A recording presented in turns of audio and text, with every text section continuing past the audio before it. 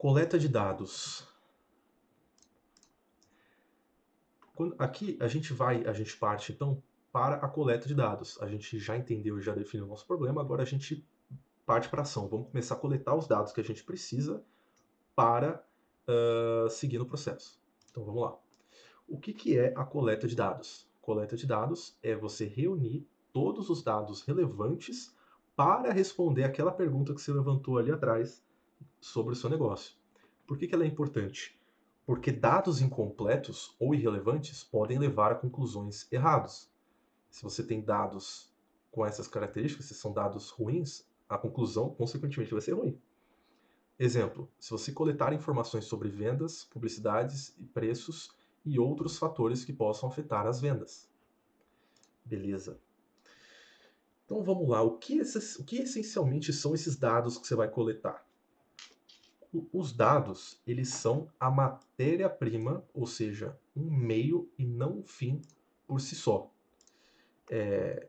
E o primeiro passo é coletar esses dados de onde eles existem, para então transformá-los em produtos.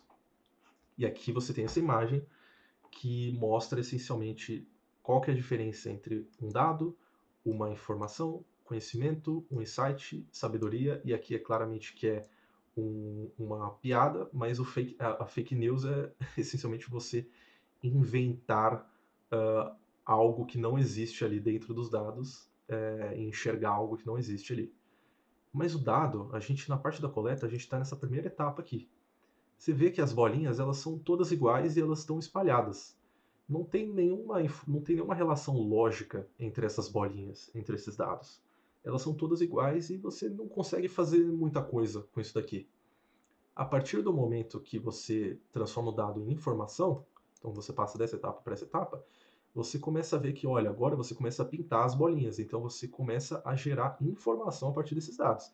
Então, antes, algo que era completamente aleatório, você começa a ver, opa, então eu tenho uma, duas, três, quatro, cinco, seis, sete bolinhas amarelas, uma, duas, três, quatro bolinhas azul claro e uma, duas, três, quatro, cinco, seis bolinhas azuis mais escuras.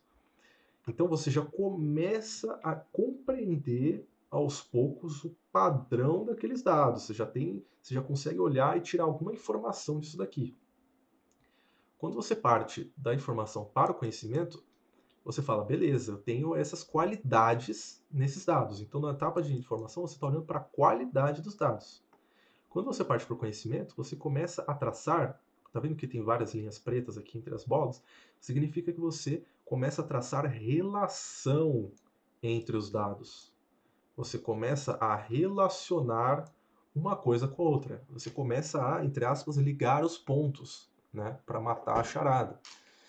Quando você parte aqui para a etapa de insight, você repara que você tem esses dois destaques aqui, ó, entre o começo e o fim. Então, quando você chega na etapa de insight, você traçou a relação entre os dados, e a partir do momento que você traçou a relação e o relacionamento entre os dados, você consegue gerar um insight a partir daquilo. Porque você consegue chegar e falar o seguinte, então na verdade, ó, se a gente fizer A, a gente pode atingir B, certo? E aí, aqui, assim, para a questão da análise, esses dois últimos quadros não são necessariamente relevantes, a gente não vai focar neles. Aqui é mais uma questão de interpretação, né? Mas, principalmente esse último aqui, que é fake news. Mas eu acho que esse do fake news aqui ele é mais importante do que esse da sabedoria, porque é o seguinte, cara, não adianta você enxergar naqueles dados algo que não existe e você tem que tomar cuidado com produzir análises que não existem naquele dado ou tomar cuidado para enxergar algo que não faz sentido naqueles dados e causar danos na tua análise ou, consequentemente, na tua empresa. Para fundamentar a questão dos dados, eu trouxe algumas definições de diferentes fontes aqui. Então, o que são dados? Os dados eles são informações, especialmente fatos ou números, coletados, né, para serem examinados e considerados com o objetivo de auxiliar na tomada de decisões. Além disso, os dados podem ser informações em formato eletrônico que podem ser armazenados e utilizados por um computador. A fonte dessa definição é o dicionário de Cambridge. Em seguida, a gente tem uma segunda definição para dados. Em uso comum, dados são uma coleção de valores discretos ou contínuos, aqui ele já está entrando um pouco mais na característica dos dados, que transmitem informações descrevendo quantidades, qualidades, fatos, estatísticas, outras unidades básicas de significado ou simplesmente sequências de símbolos que podem ser interpretados formalmente. A fonte dessa definição é a Wikipédia. E por último, a gente tem o seguinte: de acordo com o The Oxford Learners Dictionary de 2021, dados são fatos ou informações, especialmente quando examinados e usados para descobrir coisas ou tomar decisões. Então veja que em todas essas definições aqui, ele chega nessa questão de tomada de decisão, né? Interpretado formalmente, transmite informações, blá blá blá. Então aqui é uma interpretação formal, de certa forma, é uma tomada de decisão. Aqui ele também fala da questão de tomada de decisão. Essa última fonte é Oxford Learners Dictionaries. Então veja que no final das contas a análise, a análise é o meio, mas o fim é a tomada de decisão, certo? Aqui a gente entra na questão da característica dos tipos de dados. Então, os dados que você vai estar coletando, eles vão entrar em alguma dessas características, em alguma dessas categorias aqui. Então, o dado que você está coletando, ele pode ser um dado nominal, ele pode ser um dado ordinal, ele pode ser um dado discreto ou um dado contínuo. Se ele for nominal ou ordinal, ele vai fazer parte do tipo qualitativo. E se ele for discreto ou contínuo, ele vai fazer parte do conjunto de dados quantitativos. Então vamos ver alguns exemplos desse tipo de dados. Então, quando a gente olha para o dado qualitativo e nominal, a gente está falando de gênero, cor do cabelo, então, por exemplo, cabelo loiro ou cabelo castanho. A gente está falando de etnia, se é uma etnia asiática ou hispânica. Quando a gente vai para o dado qualitativo ordinal, a gente está falando, por exemplo, de primeiro, segundo e terceiro, de notas que você pode receber numa prova, então uma nota A, nota B, nota C. A gente está falando, por exemplo, de status econômicos, como baixo ou médio. Quando a gente fala aqui de dados quantitativos discretos, a gente está falando, por exemplo, do número de estudantes numa sala de aula, no número de trabalhadores numa empresa, no número de home runs num jogo de beisebol. Quando a gente está falando de dados quantitativos contínuos, a gente está falando, por exemplo, da altura de crianças, da metragem de uma casa de 2 quartos ou da velocidade de um carro, por exemplo. Então, só trazendo uma pequena ilustração, né? Se você coleta um dado de velocidade do carro, se tem, por exemplo, uma velocidade que pode ir de 0 km por hora até, teoricamente, né, não tem necessariamente um limite de quilômetros por hora, né, de um veículo que você pode estar analisando. Então, ele é contínuo, né? Agora, quando você está falando aqui do gênero, homem ou mulher, é claro que, assim, tirando aspectos sociais, se você tem formulários de sites que, assim, você vai ser ou homem ou você vai ser mulher, né? Você pode ser um ou outro. Então, é um dado binário, certo? Isso é um dado binário. Porque você não vai pegar, por exemplo, tipo, como é que se diz? Você não vai pegar aquelas ferramentas assim, né, do site que tem uma bolinha aqui que você vai arrastando para os lados. Você não vai, tipo, arrastar. Não faria sentido isso, né? Você vai pegar, por exemplo, num dado binário, você vai pegar um drop-down, né? Você vai clicar aqui no botão do drop-down, e aí só vai ter a opção 1 ou a opção 2. E você tem que escolher uma dessas duas opções. Então, o tipo de dado, ele inclusive, né, por conta dessa ilustração, ele vai resultar em um tipo diferente de coleta de dados. Então, vou pegar outra cor aqui.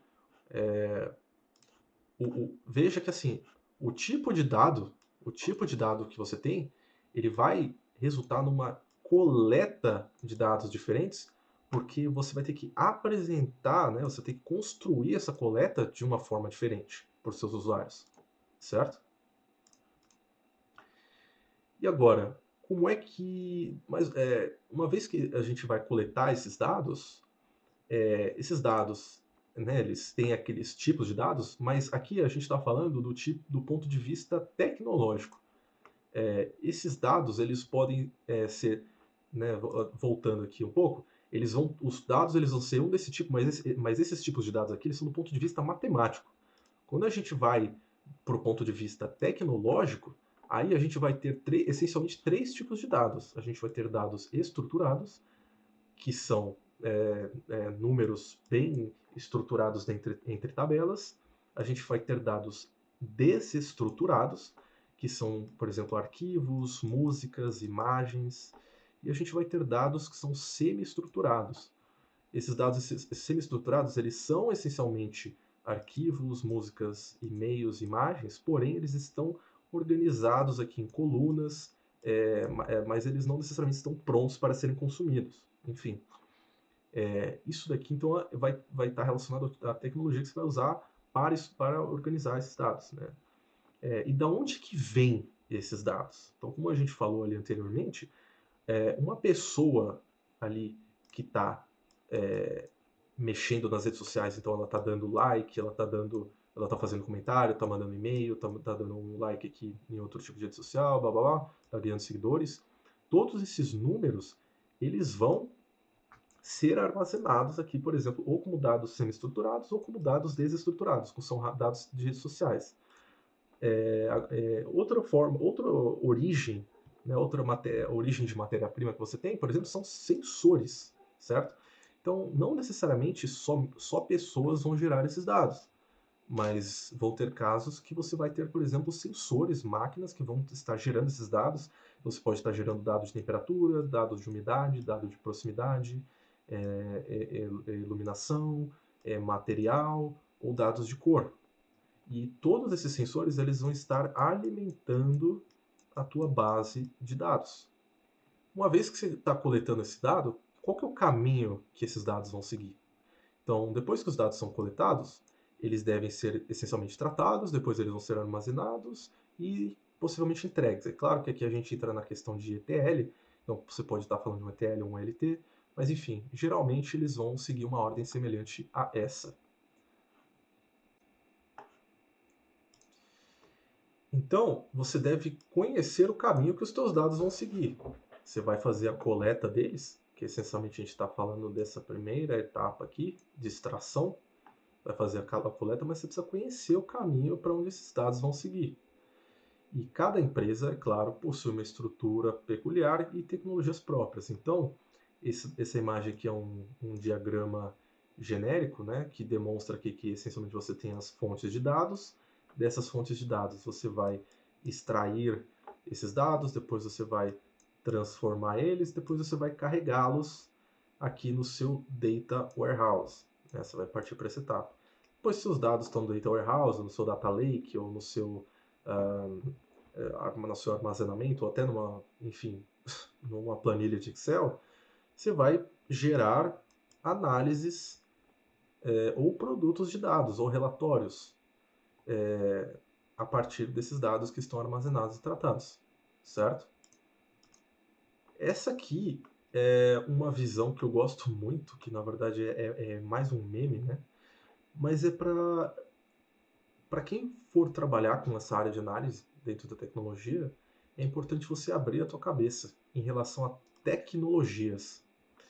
Por quê? Porque as tecnologias, você tem ali a Amazon, você tem a Google, você tem a Microsoft, ela tem várias outras empresas dentro do mercado, você tem Snowflake, você tem Databricks, enfim.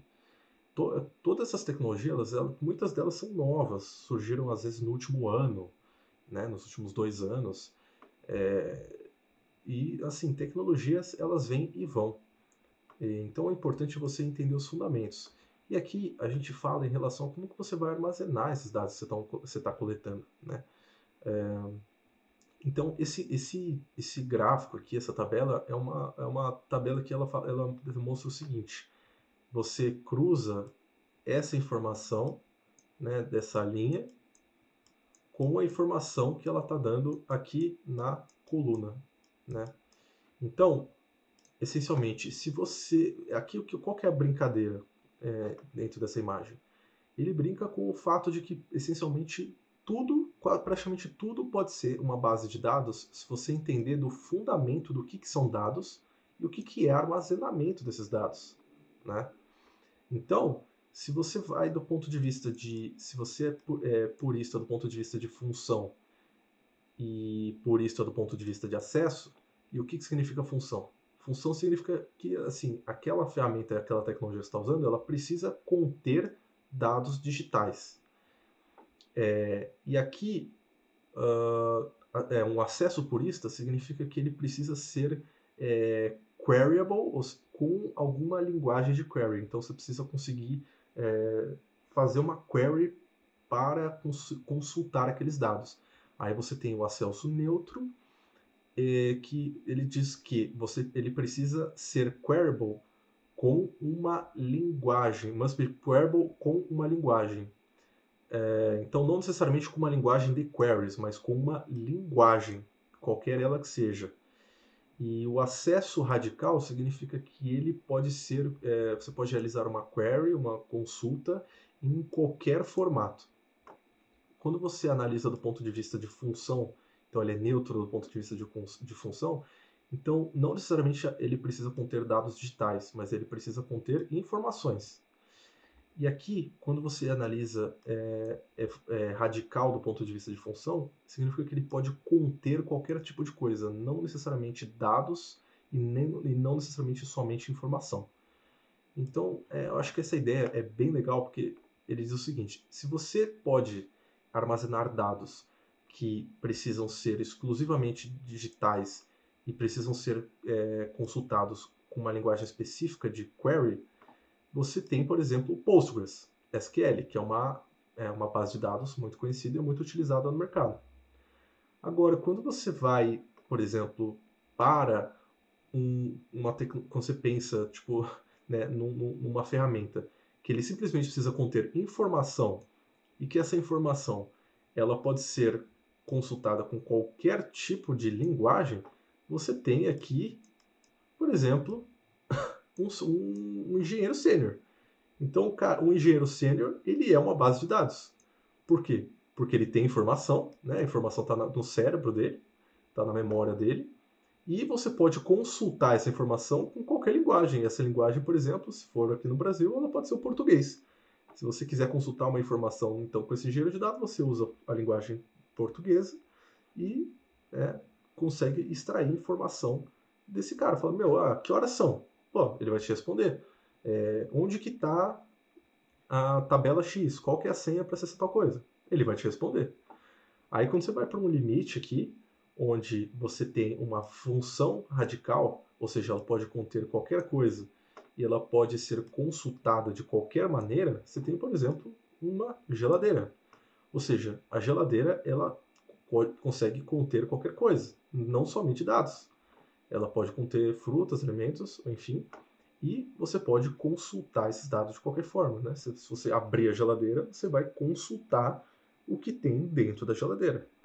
Então, aqui é claro que é uma brincadeira tudo isso, mas eu acho que ela é muito irrelevante, essa brincadeira, para entender que, tipo assim, não é uma tecnologia que você precisa dominar.